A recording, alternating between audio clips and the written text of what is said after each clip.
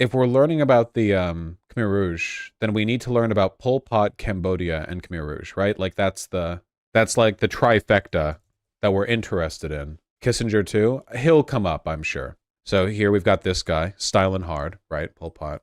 So Cambodia, I've heard about this place. 1 billion years ago, old country, prehistory, blah, blah, blah, blah. Okay. French colonization. In 1863, King Norodom was installed by Siam. Siam, the Kingdom of Siam, or the early Bangkok Empire, names used refer to the fourth and current Thai kingdom in the history of Thailand. Okay. Cambodia continued as a protectorate of France. Protectorate of France? Was Thailand controlled by the French this early? Yeah, French colonial Indochina. I didn't realize it was this early. Succeeded by French Indochina, which began... It compromised Cambodia. Okay, yeah, so this was... Right, okay, gotcha. Okay, sorry. The Wikipedia article was phrased a little bit confusingly. Protectorate of France began... Yeah, established 1863. I didn't realize the French got the gun on there quite that quick. Okay, yeah, all right.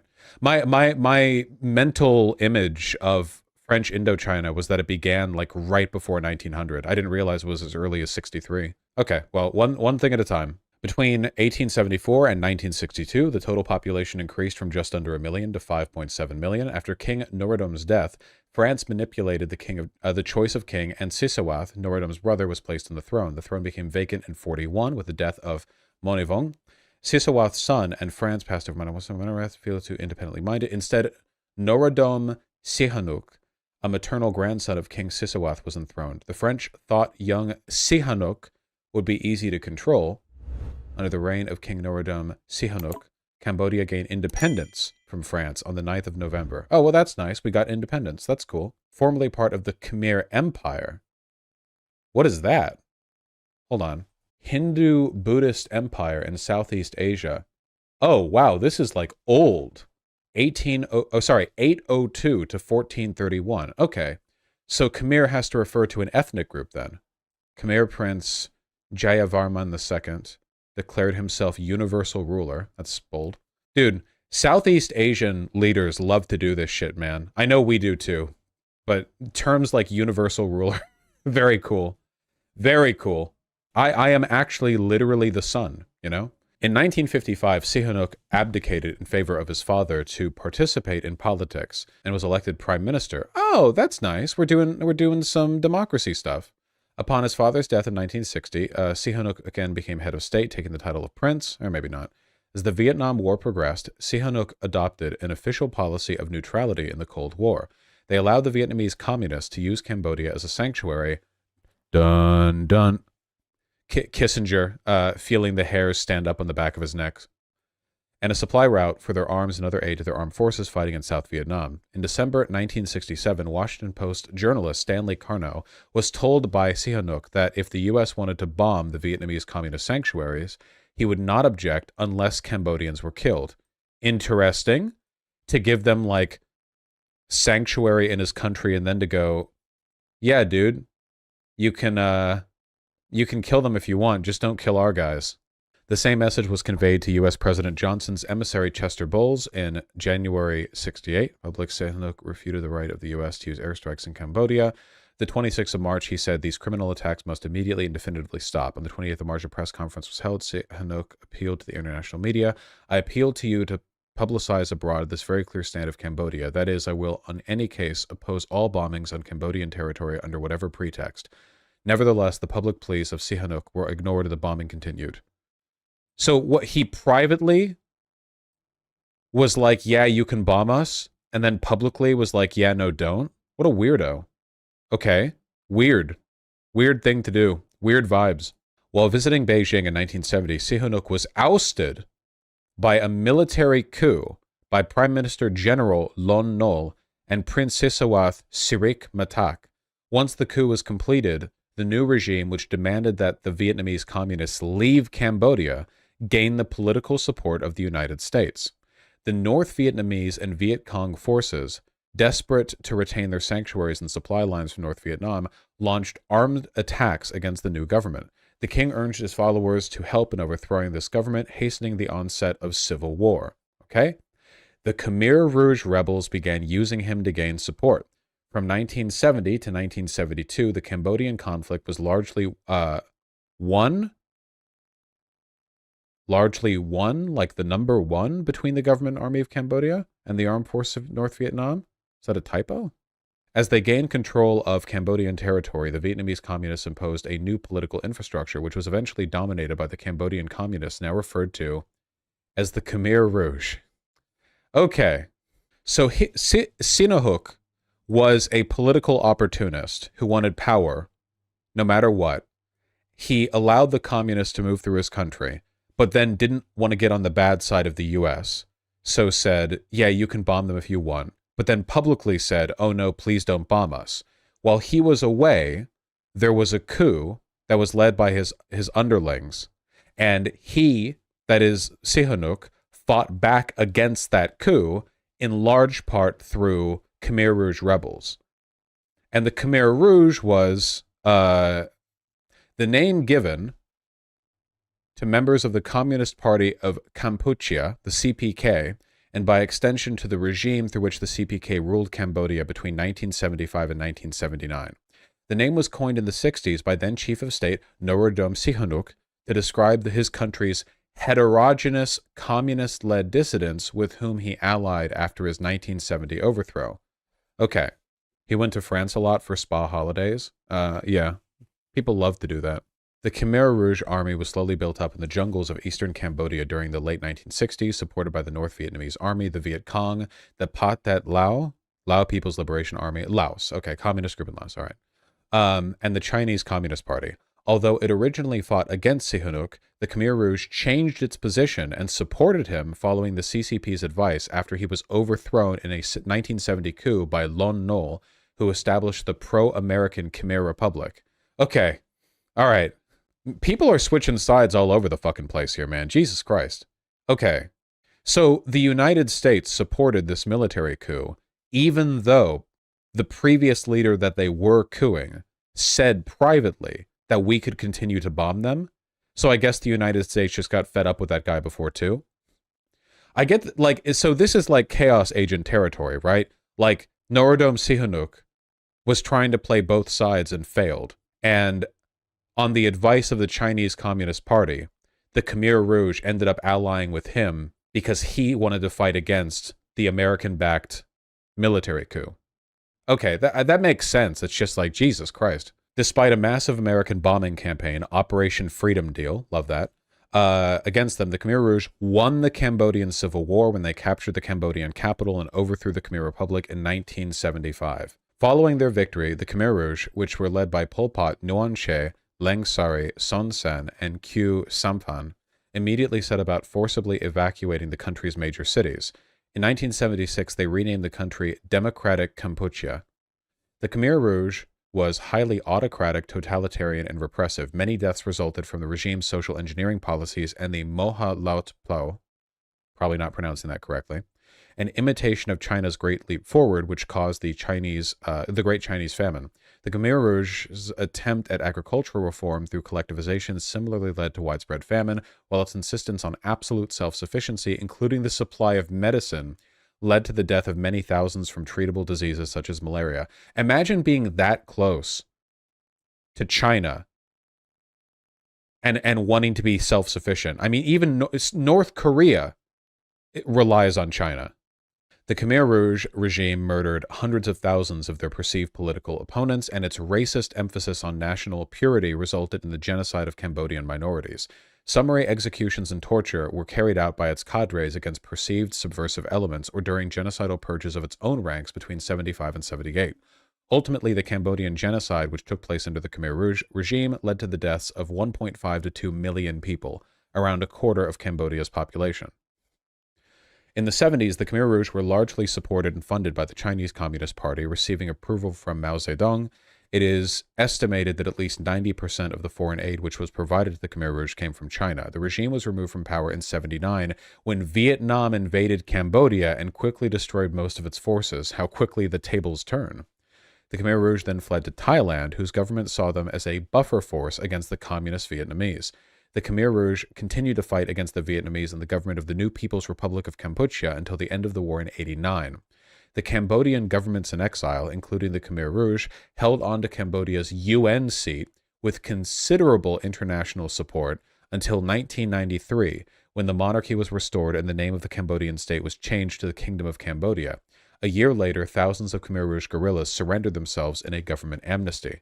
The U.S. supported Pol Pot. Oh, yeah. So to be clear, the United States initially didn't like the Khmer Rouge because the Khmer Rouge was fighting against a U.S.-backed military dictatorship. But the Khmer Rouge ended up being so monstrous that communist Vietnam invaded them, and we didn't like communist Vietnam. So as soon as communist Vietnam was their enemy, we supported the Khmer Rouge up to and including keeping them on the UN seat for Cambodia, even after they were a government in exile in Thailand. Pol Pot only died in 1998, by the way. That recently? Why did Vietnam invade Cambodia? Because Cambodia was that monstrous. The Khmer Rouge was like nominally aligned with communist governments worldwide, but they were so bad that like they were a massive liability. Khmer Rouge cared more about nationalism and being anti-Vietnam than being communist. I wonder if naming their group after an ethnic group might have, it was more to do with Vietnam and China already being enemies. Didn't China at some point drop their support as well? Yeah. Allies during the Cambodian Civil War. China, North Korea, North Vietnam, Viet Cong, Pathet Lao. But in the Cambodian-Vietnamese War, yeah, United States alleged, United Kingdom, Thailand, which was a right-wing monarchy aligned with the West, Singapore, Romania, Malaysia, North Korea, and China. So China, North Korea, and the United States siding with the Khmer Rouge to help defeat Vietnam. Cambodia's life expectancy in 78 was fucking 15.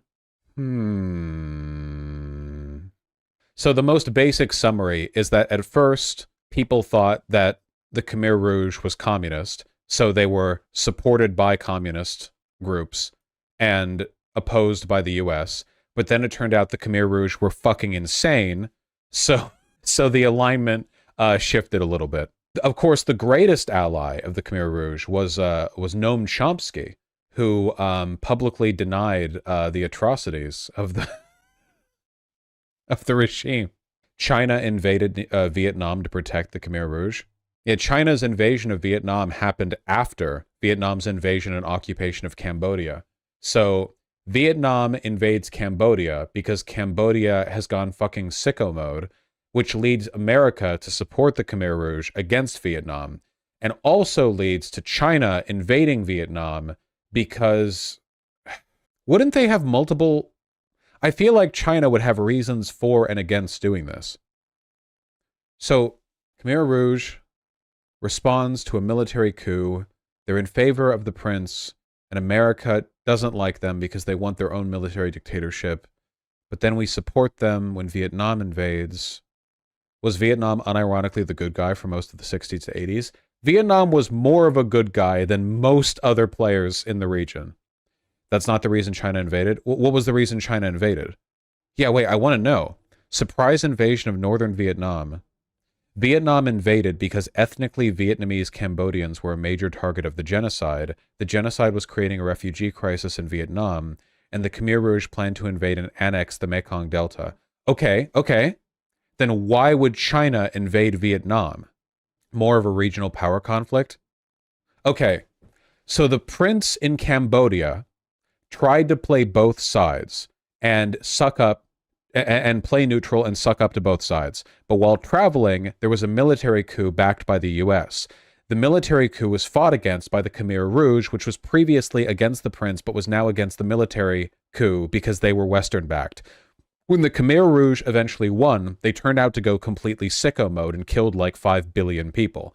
This angered Vietnam because a lot of Vietnamese ethnically were getting killed, and also it's just a huge liability to have a country like that right next to you. So Vietnam invaded, and that's the point, or at least somewhere around that time, that the United States supported the Khmer Rouge, because at that point we saw the Khmer Rouge as fighting against the communists in the region. But then China invaded Vietnam, despite them ostensibly having been allies in the past, because...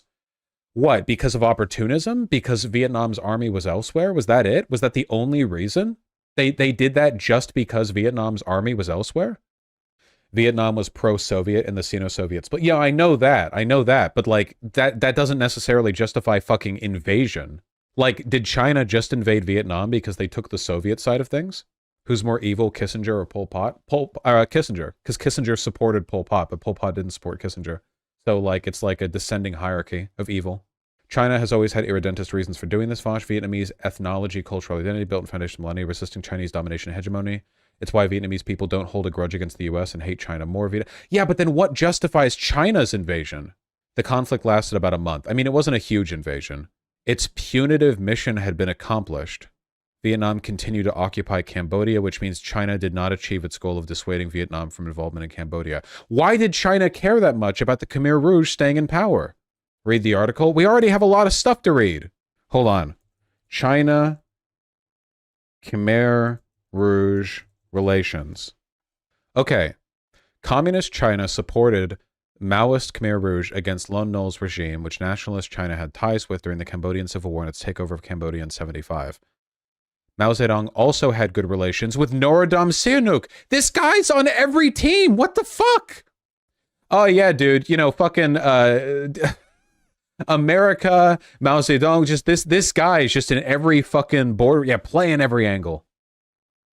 China really wanted to build a good relationship with America after Kissinger's talk with Mao. That was one of the main reasons China had such a big problem with Russia and Vietnam. China, because Pol Pot supported it.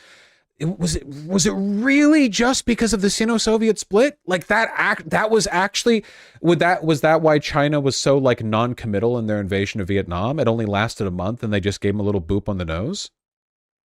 China provided extensive political military support for the Khmer Rouge. In 1979, People's Liberation, brief border war against Vietnam, partly threatened pulling out of Cambodia, Paris Peace Conference. Jesus Christ.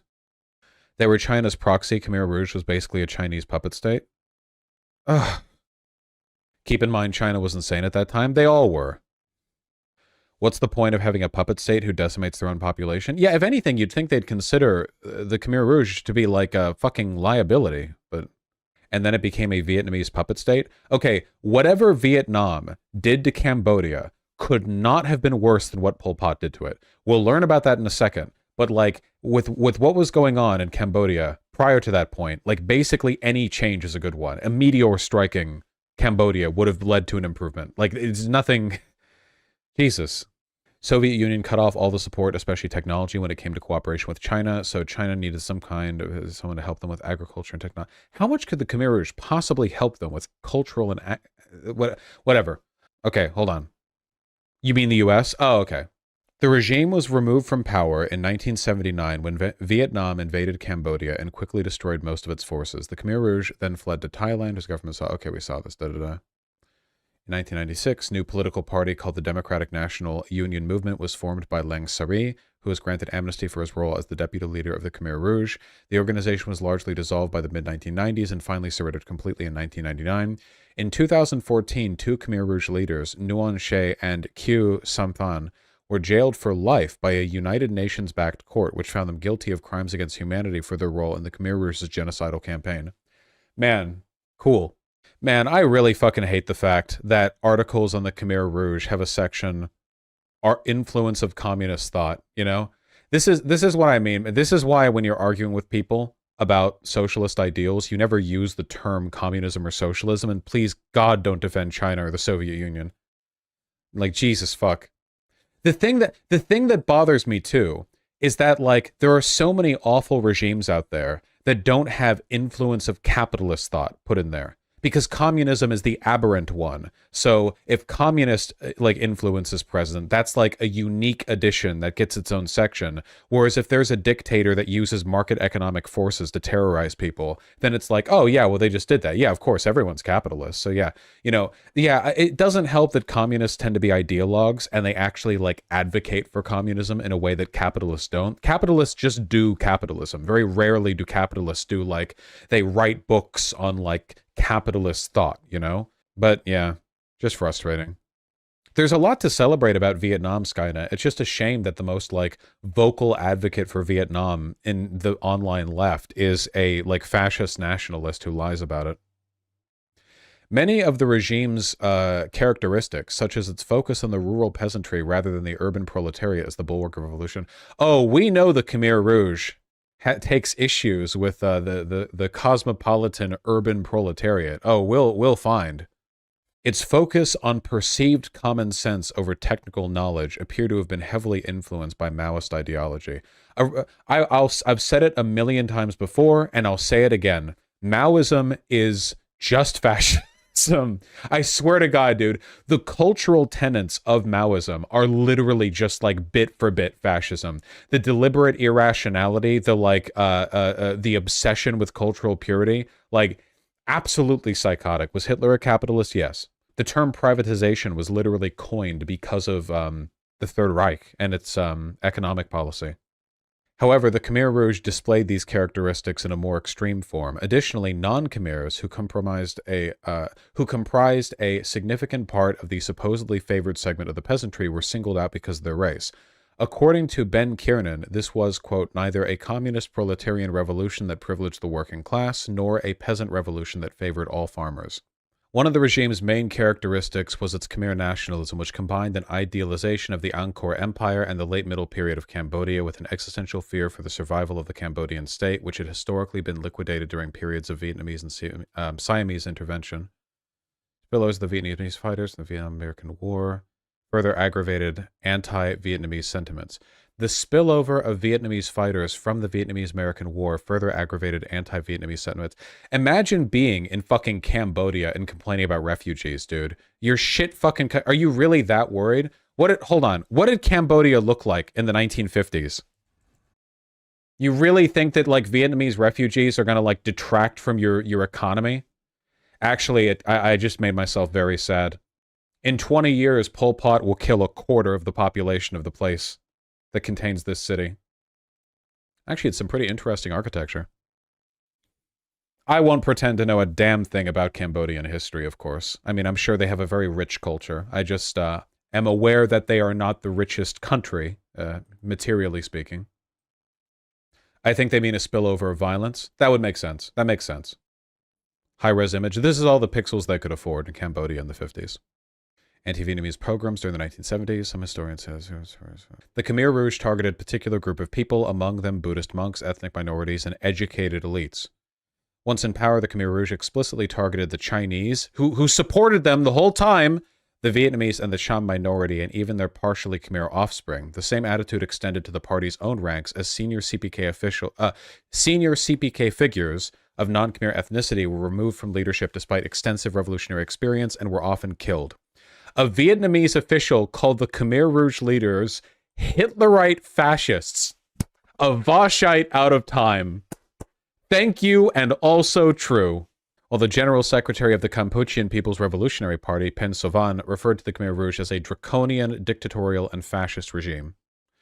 The Khmer Rouge's economic policy, which was largely based on the plans of Khieu Samphan, focused on the achievement of national self-reliance through the initial phase of agricultural collectivism. This would then be used as a route to achieve rapid social transformation and industrial and technological development without assistance from foreign powers, a process which the party characterized as a super great leap forward. I love, this is like a Southeast Asian thing. I don't know what it is, but whenever you translate shit like this, you always get the funniest names, you know? Like Great Leap Forward is already pretty funny, but then it's like, you know, mega super great, you know, like glorious ultra leader. Like you get shit like that, you know? I love it. The party's General Secretary Pol Pot, I've heard of this guy, strongly influenced the propagation of the policy of autarky. He was reportedly impressed with the self-sufficient manner in which the mountain tribes of Cambodia lived. See, this isn't communism. This is just like an ascetic cult. It's an ascetic death cult. Doesn't that better describe them than anything? Like, I don't know. I feel like if you wanted to like really characterize the Khmer Rouge and their behavior, you like it's much closer to a cartoon vision of a death cult than it is any actual economic or political ideology. There doesn't seem to be like I don't know, man. It's fucking crazy. There's a reason why the Khmer Rouge is held in particular infamy. All autarky means is absolutely no trade. Well, there's no such thing as like no trade, but whatever. Has any ideology whose core principle is to target the educated ever built a functioning country? China, to an extent, yeah. Pol Pot basically just did an amped up version of what China did here. China also massively disempowered and killed a lot of their professors and educated as a way of like wrenching the country forward from its like older cultural and historical ties. But China did a better job, and they still did a really bad job. In 75, Khmer Rouge representatives to China said that Pol Pot's belief was the collectivization of agriculture was capable of, quote, creating a completely communist society without wasting time in the intermediate steps. Man, can you imagine if Marx had lived to this point and, like, the entire fucking central thesis of Maoism seems to be, what if you did communism while ignoring every single materialist process that produces communism? You know, what if we, like, it skipped everything and just did communism? Yeah, he'd hang himself. Society was accordingly classified into peasant base people, who would be the bulwark of the transformation, and urban new people, who were to be re-educated or liquidated. Okay? The focus of the Khmer Rouge leadership and the peasantry as the base of the revolution was, according to Michael Vickery, a product of their status as petty bourgeois radicals who had been overcome by peasantist romanticism. Oh, so you're telling me that this agriculturally oriented, peasant-based, hyper fucking cruel, sadistic revolution was just the romantic fantasy of the petty bourgeois? You're telling me that there might be leftists who hyper fetishize the peasantry and poverty and use it to inform their political beliefs in spite of the fact that they themselves never were subjected to those experiences? Oh, wow. That's crazy. Have we mentioned Kissinger yet? We're getting there. The political appeal of the Khmer Rouge was increased as a result of the situation created by the removal of Sihanouk as head of state in 1970. Supposed in the U.S.-backed military dictatorship, the United Front, supported by China. The Nixon administration supported the newly proclaimed Khmer Republic. That's the military dictatorship. North Vietnamese launched an offensive against the Cambodian army. Documents uncovered from the Soviet Union archives revealed that the invasion was launched at the explicit request of the Khmer Rouge following negotiations with Nguyen Xe. A force of North Vietnamese quickly overran large parts of eastern Cambodia, reaching to within 15 miles of Phnom Penh, before being pushed back. By June, 3 months after the removal of Sihanouk, they had swept government forces from the entire northeastern third of the country. God damn. Turn these newly won territories over to the local insurgents. After Sihanouk showed his support for the Khmer Rouge by visiting them in the field, their ranks swelled from 6,000 to 50,000 fighters. Many of the new recruits from the Khmer Rouge were apolitical peasants who fought in support of the king, not for communism, of which they had little understanding. Oh no! Sihanouk's popular support in rural Cambodia allowed the Khmer Rouge to extend its power and influence to that point that by 73 it exercised de facto control of the majority of the Cambodian territory, although only a minority of its population. By 75, with the Lon Nol government running out of ammunition, it was clear that it was only a matter of time before the government would collapse. On the 17th of April, there was the fall of Phnom Penh as the Khmer Rouge captured the capital. During the Civil War, unparalleled atrocities were executed on both sides. That's some pretty evocative language for a Wikipedia article. While in Indochina, it was basically the Vietnamese who won the war and did all the fighting. Well, the North Vietnamese were like relatively competent and principled compared to most of their contemporaries, right?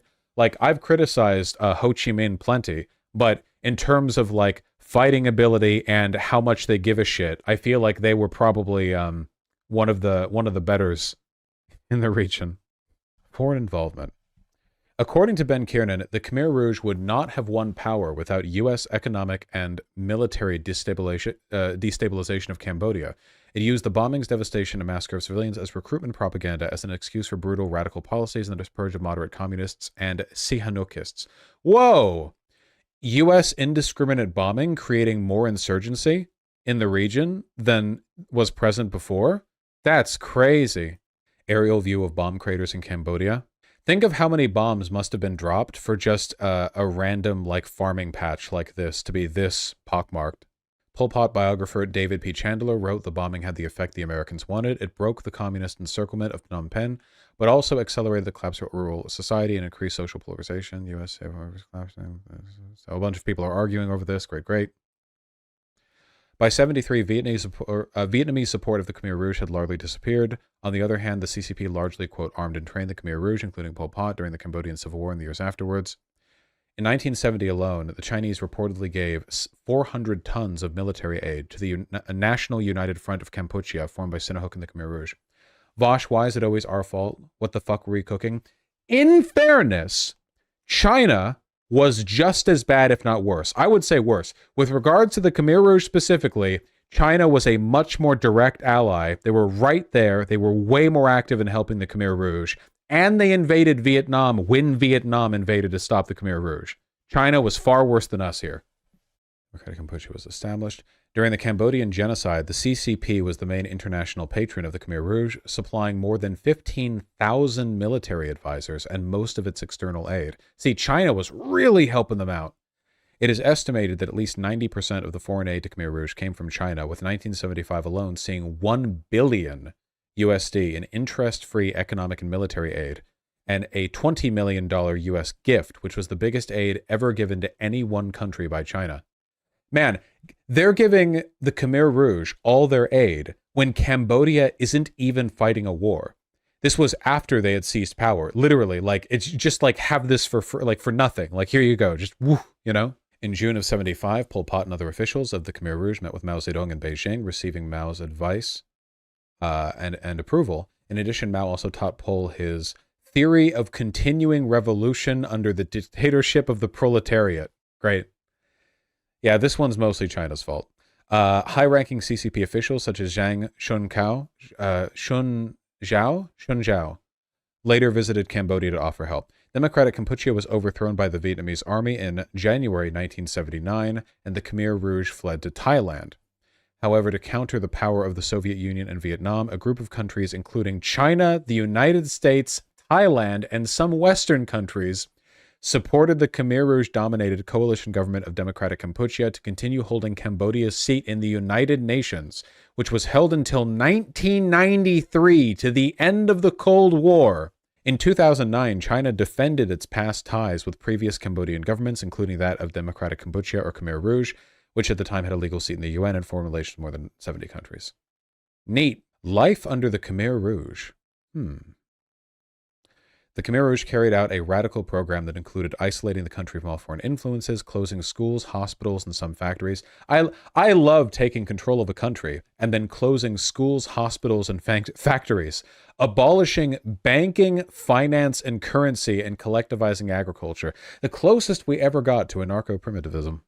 Khmer Rouge theorists who developed the ideas of Hu Yun and Q Samphan believed that an initial period of self-imposed economic isolation and national self-sufficiency would stimulate the rebirth of the crafts, as well as the rebirth of the country's latent industrial capability. Dude, you know this was dreamt up by a bourgeois LARPer. The idea of like, yeah, if we got rid of all industrial society, the noble peasantry would rediscover. There would be a rebirth of craftsmanship. Literally, like, this is the delusional, like, Pol Pot would have been a Twitter LARPer. Literally. He would have been one of those people on Twitter who talks about how, like, voting doesn't mean anything. You need, like, mutual self-sufficiency and self-aid and, like, exterior organizing and shit. Pol Pot traveled to Paris to be in a socialist club thingy, Lamau. Yeah, no, this is exactly what a LARP would do. Okay, unironically, this is like the left equivalent of fucking Javier Milei. Literally the exact same shit. It's like, this is like a non-functional ideology taking power, you know? Like, I will now put into practice my Twitter ideology. Jesus Christ.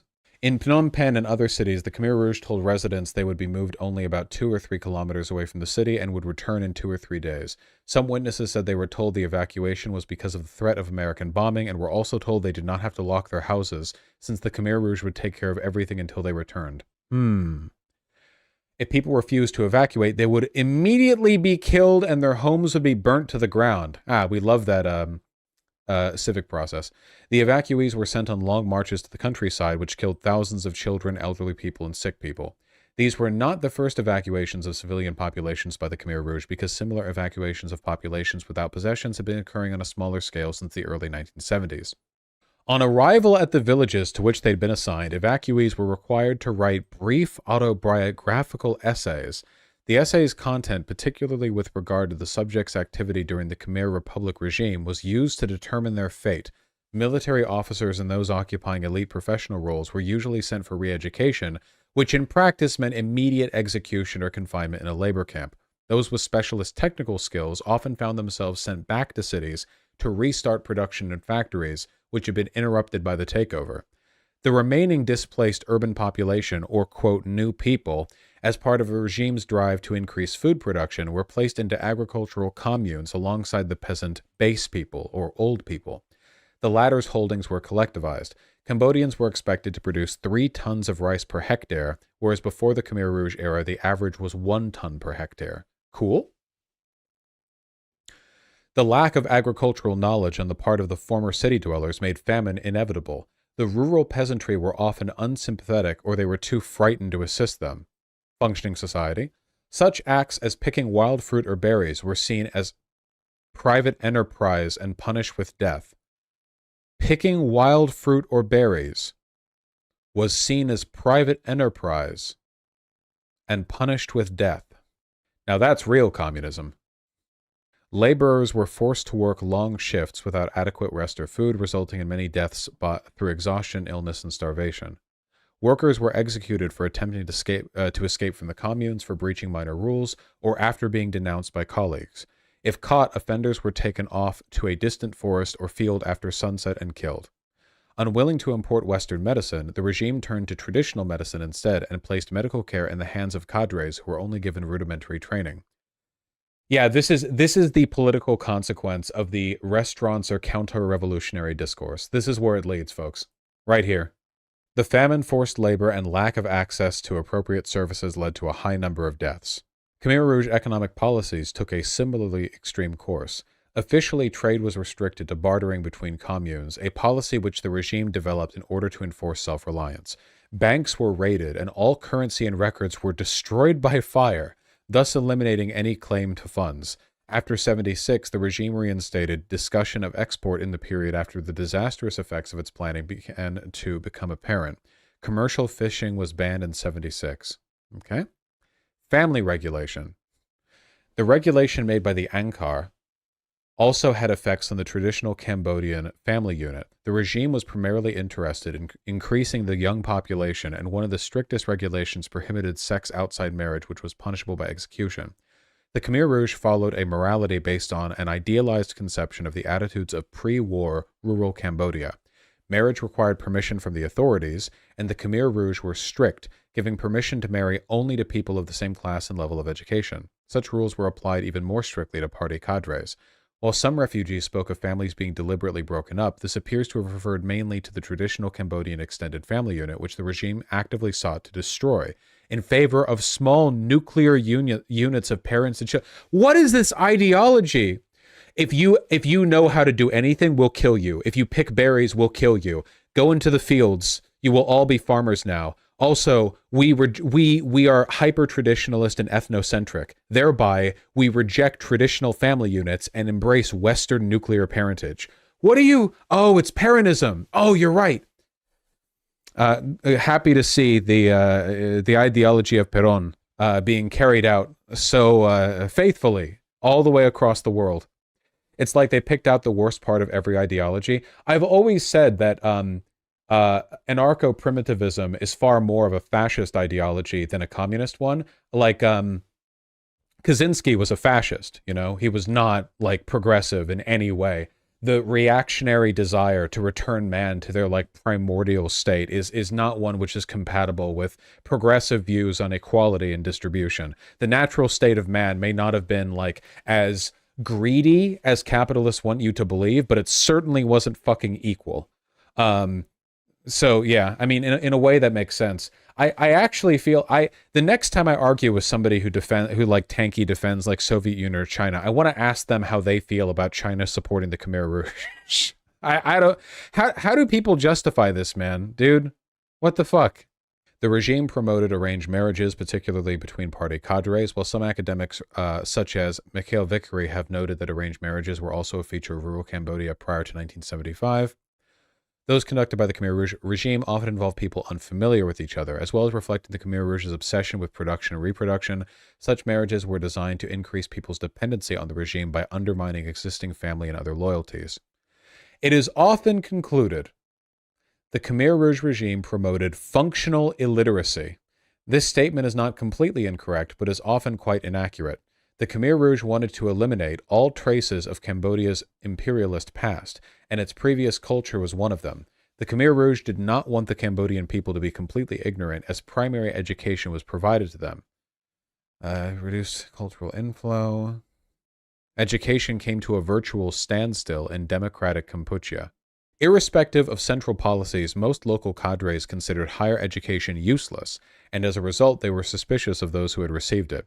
The regime abolished all literary schooling above primary grades, ostensibly focusing on basic literacy instead. In practice, primary schools were not set up in many areas because of the extreme disruptions which had been caused by the regime's takeover, and most ordinary people, especially new people, felt that their children were taught nothing worthwhile in those schools which still existed.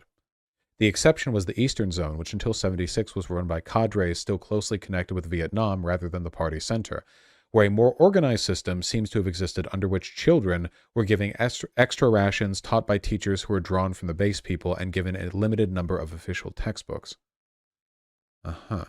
Cadres were known to kill people who boasted about their educational accomplishments, and it was considered bad form for people to allude to any special technical training. Based on a speech which Pol Pot made in '78, it appears he may have ultimately envisaged that illiterate students with approved poor peasant backgrounds could become trained engineers within 10 years by doing a lot of targeted studying along with a lot of practical work. Yeah, it's anarcho-tardism, that's true. Crimes against humanity. Arrested, tortured, and eventually executed anyone who was suspected of belonging to several categories of supposed enemies. People with connections to former Cambodian governments, either those of the Khmer Republic or the Sangkum, to the Khmer Republic military or to foreign governments. Professionals and intellectuals, including almost everyone with an education and people who understood a foreign language. Many artists, including musicians, writers, and filmmakers, were executed, including Ras Sere Sothia, Pan Ron, and Sin Sisamuth. Ethnic Vietnamese, ethnic Chinese, ethnic Thai, and other minorities in the Eastern Highlands. Cambodian Christians, most of whom were Catholic, Muslims, and senior Buddhist monks. The Roman Catholic Cathedral of Phnom Penh was razed. The Khmer Rouge forced Muslims to eat pork, which they regard as haram. Many of those who refused were killed. Christian clergy and Muslim imams were executed. Economic saboteurs, as many former urban dwellers were deemed guilty of sabotage because of their lack of agricultural ability. My face when I'm a primary school teacher my entire life. Pol Pot does a fucking forced march on me to make me join an agricultural commune, and then when I don't know how to farm, I get killed for being an economic saboteur. At a certain point, this is just a 40K government. This is stupider than any 40K government I've read about. Party cadres who had fallen under political suspicion, the regime tortured and executed thousands of party members during its purges. Political prisoners. Killed. Millions of people died. While the period from 75 to 79 is commonly associated with the phrase the Cambodian genocide, scholars debate whether the legal definition of the crime can be applied generally. Dude, arguing over the technical definition of genocide is such a fucking nerd emoji move. What the fuck? Didn't they specifically kill a bunch of ethnic minorities and religious minorities? How unambiguous? The death toll of these two groups, approximately 100,000 people, is roughly 5% of the generally accepted total of 2 million. The treatment of these groups can be seen to fall under the legal definition of genocide, as they were targeted on the basis of their religion and ethnicity. Historian David P. Chandler states crimes against humanity was the term that best fit the atrocities of the regime, and that some attempts to characterize the majority of the killings as genocide were flawed and sometimes politicized. Oh, hate to have politicized analyses of fucking governments. Fearing that Vietnam would attack Cambodia, Pol Pot ordered a preemptive invasion of Vietnam on the 18th of April. What? What? Bro, you had 15,000 Chinese military advisors, and your best strategy for you're about to be invaded is, what if we invaded them first? How the fuck does that make sense? His Khmer Rouge forces crossed the border and looted nearby villages, mostly in the border town of Ba Shuk. Of the 3,157 civilians who had lived in Ba Shuk, only 2 survived the massacre. Ah, yes. Sorry, we forgot. The Khmer Rouge military is only really capable of killing civilians. So then they immediately get repelled by the Vietnamese. There you go. Yeah. Sorry. They were like, whoa, hold on. If we fight the Vietnamese army after it invades us, we'll be fighting soldiers. We're much more comfortable murdering and raping civilians. So let's go over into their town first. And then they got to stay in the United Nations all the way up until 93. Nice. Ramifications of the Vietnamese victory. I'm interested in this. Vietnam's victory was supported by the Soviet Union and had significant ramifications for the region. The People's Republic of China launched a punitive invasion of northern Vietnam, but then retreated with both sides claiming victory. Vietnam objectively won this. China, the United States, and the ASEAN countries sponsored the creation and military operations of a Cambodian government in exile known as the Coalition Government of Democratic Cambodia, which included the Khmer Rouge, rebel governments, and the coalition government, which received extensive military aid from China, Britain, and the United States, and intelligence from the Thai military. God damn. We didn't just, like, lightly support the Khmer Rouge, man. We were with them. We were, like, fucking... We were with them the whole goddamn way. Yeah, you guys tend to be demons. Look, everything we did wrong here, the Chinese were worse with, okay?